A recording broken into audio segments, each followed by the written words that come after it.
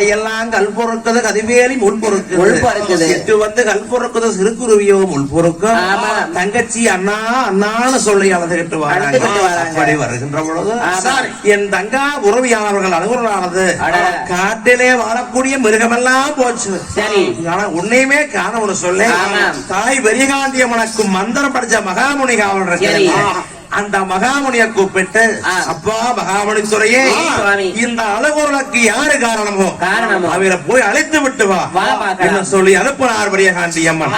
அப்போ என் மகாமுனியானவர் தானே வானத்துக்கும் பூமிக்கும் சுகரகமாக காட்சி எடுத்து அப்பத்தான் மகாமுனியானவர்கள் ஆங்கார கோபத்தில் என்ன வருது மகாமுனி வருகின்ற பொழுது தங்கச்சி கிட்ட பக்க அணுக முடியவில்லை. சுவாயமானது வீசுது. அப்ப மகாமுனியானது தங்காவோட தானம் அழுதுகிட்டு வருது. அப்போ பெரியகாண்டியுடைய விழுந்த முடியெல்லாம் வேறு முடி இருக்குது.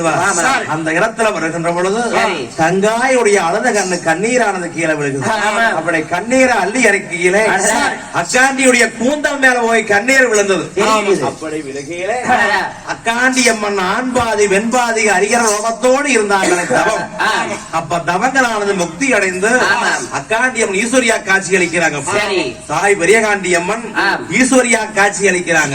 அப்படி காட்சி அளிக்கையில அக்காண்டி பார்த்தார், உலகத்துல நான் ஒருத்திதான் பத்தினின்னு நினைக்கிறேன், இவ எனக்கு முக்தி கொடுத்தவள் என்னையும் மிஞ்சி விட்டாவார் என்று சொல்ல அப்ப தவசக்கம்பத்தை விட்டு இறங்கி வந்து என் அக்காண்டியம்மன் தங்காய பார்த்துத்தானே உலகத்துல நான் தான் பத்தினி என்று எண்ணி இருந்தேன், நீ என்னையும் மிஞ்சி விட்டாயே. ஆனால் இப்படி முக்காடு போட்டு வந்திருக்கிறியவண்ணே முக்காட்டே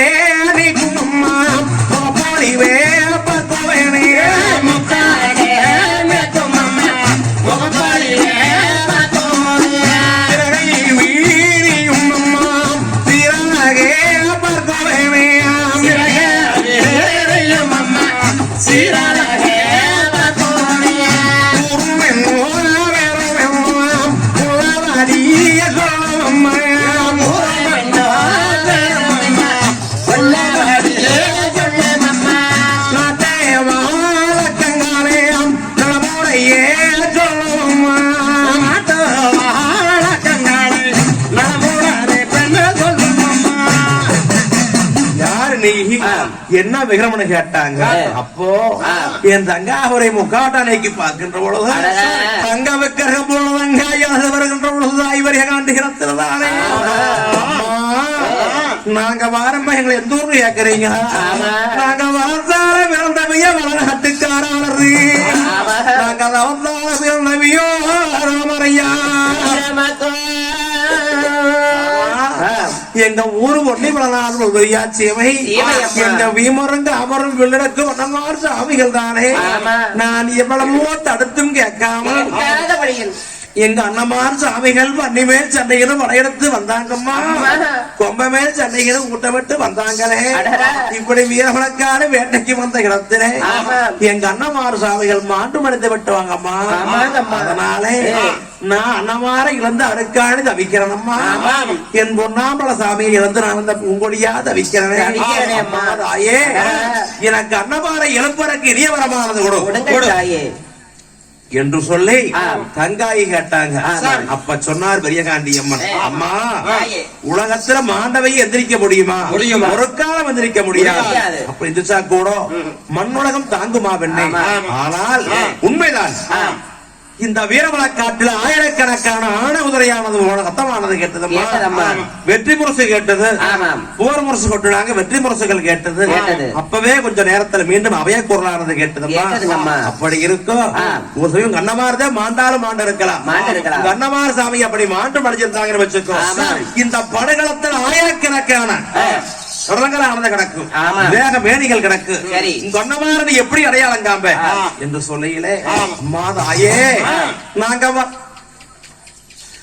வரத்தால பிறந்தவைய வளகாட்டுக்காரது, தவத்தால பிறந்தவைய தாமரையா மக்கள் அம்மா, என் கண்ணமாறு சாமிகள் மண்மேல விளைஞ்சு மாண்டெடுக்க மாட்டாங்க. எங்க அண்ணமார் சாமிகள் மாண்டாலும் மாண்டிருப்பார் மண்டியிட்ட பாவனையாக ஒரு காலம் பூமியில விழுந்து மடிஞ்சிருக்க மாட்டாங்க. அது மட்டும் இல்லாமம்மா எங்க அண்ணமார் மாண்ட இடமானது தெய்வமாக போல இருக்குமே தவிர ஒரு சமயம் ஆனால் எங்க அண்ணமார் மாண்ட இடத்துல பூவாடைகள் வீசுமாமா புனவாடைகள் வீசாது என்று சொன்னார் தங்காய். இது கேட்டா பெரியகாண்டி அம்மன் அடடா வண்ணமாற எழுப்பணும்னா இந்த பித்தாள கம்பத்துல நீ அமர்ந்து தவம் இருக்க வேண்டும். அப்படி தவம் இருந்தேனா உனக்கு தவங்கள் முக்தி அடையோடு தேவர் மூவர் யாவரும் காட்சி அளிச்சாங்கன்னா நீ வர வாங்கிக்கலாம் என்று சொன்னார். அப்ப தங்காவூர்வையானவர்கள் அந்த பித்தாள கம்பத்திலே ஏறி அமர்ந்தார். பித்தாள கம்பத்திலே அமர்ந்து சிவபெருமானை வேண்டுகின்ற பொழுது என் தாய் பெரியகாண்டிய ஹோம கொண்ட வளர்த்தினான். அப்போ புகை உலகெல்லாம் பரவது உலகெல்லாம் பரவுகின்ற பொழுது தவசலே தேவர் மூவர் யாவர் வந்து காட்சி அளிக்கிறாங்க. காட்சி அளிச்சு அம்மா உனக்கு என்ன வரம் வேணும், ஏன் இப்படி நீ தவம் இருக்கிற என்று தங்காயிட்ட கேட்டார் ஈஸ்வரன். அப்ப சொன்னார் தங்காபுரவி, ஐயா சிவபெருமானே என் தாயார் தாமரையாத்தா வாங்கி வந்த வரமானது மண்ணுக்கு 2 மனையாள பெண்ணுருவியாக 3 மக்களுக்கு வரம் வாங்கி வந்தாங்க. அன்னமார் சாமிகள் வல்லச்சமத்தம் வடநாட்டு காரண மக்களாக இந்த வீரமலக்காடு வேட்டைக்கு வந்த இடத்திலே பன்னின்னு வந்த பக்கம் பலிகள் வந்து நேர்ந்து கொம்பரன்னு வந்த பக்கம் உழைக்கலவாக நேர்ந்தும் ஆண்டு படிச்சு விட்டாங்க அன்னமார்கள். அன்னமாரை எழுப்புற எனக்கு எரிய வரமானது வேணும் என்று கேட்க உனக்கு இனிய வரம் வேணும்னு கேட்கிறேன் சொல்ல. அப்ப ஒரு சமயமாக தெய்வ சபையில தேவர் மூவர் யாவரும் கூடி அப்ப தெய்வ சபைகள் தானே சீம கணக்கெடுத்து கணக்கெடுத்து பார்க்கின்ற பொழுது காசி பொன்னாம்பலம் தேவரவாளம் தேவத்துலோகத்தில் தாமர வாங்கின வரமானது அன்னமார் சாமிகளுக்கு வயது 14 3.25 நாளைக்கு பாக்கி இருக்கு. அப்போ சொன்னார் சிவபெருமான், அன்னமார்களுக்கு ஆயுள் காலம் முடிஞ்சிருந்தா எழுப்ப முடியாது, இவர்களுக்கு 3.25 நாளைக்கு பாக்கி இருக்குது. அதனால உனக்கு அன்னமாரை எழுப்பறக்கு வரம் கொடுக்கிறேன் என்று சொல்லி பொன்னூசி ஒன்றரடு பொருந்த வரமானது கொடுத்தார் ஈஸ்வரன்.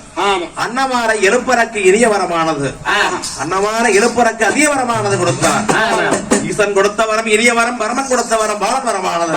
அன்னமாரை எழுப்பறக்கு வரமானது வாங்கிட்டு தங்காவூர்வியானவர்கள் பொன்னூசி ஒன்றரடா வாங்கி அல்ல மடியில முடிஞ்சாங்க. அல்ல மடியிலே கட்டிக்கொண்டு அன்னமார தேடி போகலாம்னு புறப்படுகின்ற பொழுது என் தாய் விரைகாண்டி பார்த்தார். உலகத்துல நான் தான் பத்தினி என்று எண்ணி இருந்தேன், இவ எனக்கு முக்தி கொடுத்தவள், என்னையும் மிஞ்சியவள். அதனால அம்மா சப்த கன்னிமார் 6 பேர்களும் தங்கச்சிக்கு துணையா போங்க எங்க அருக்காணி தங்கச்சி 6 பேர் கன்னிகளோடு அருக்காணி தங்கச்சியை அன்னமார தேடி வீரமலை மேல வருகிறாங்க. அப்படி வீரமலை மேல என் தங்காவூர் எப்பத்தானே ஐயோ செடியாரே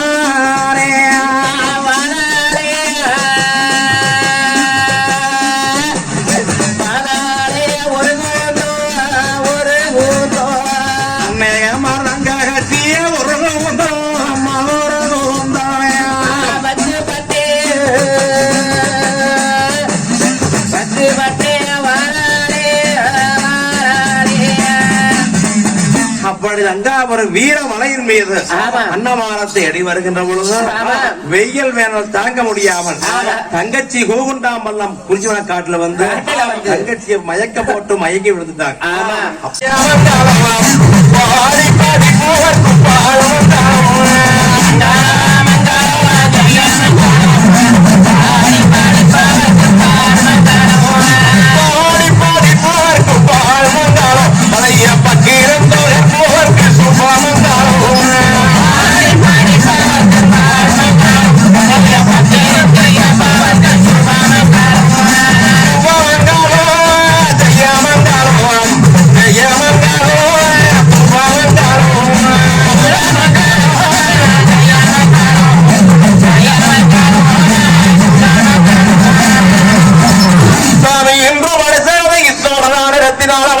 நடத்தி வைக்கும்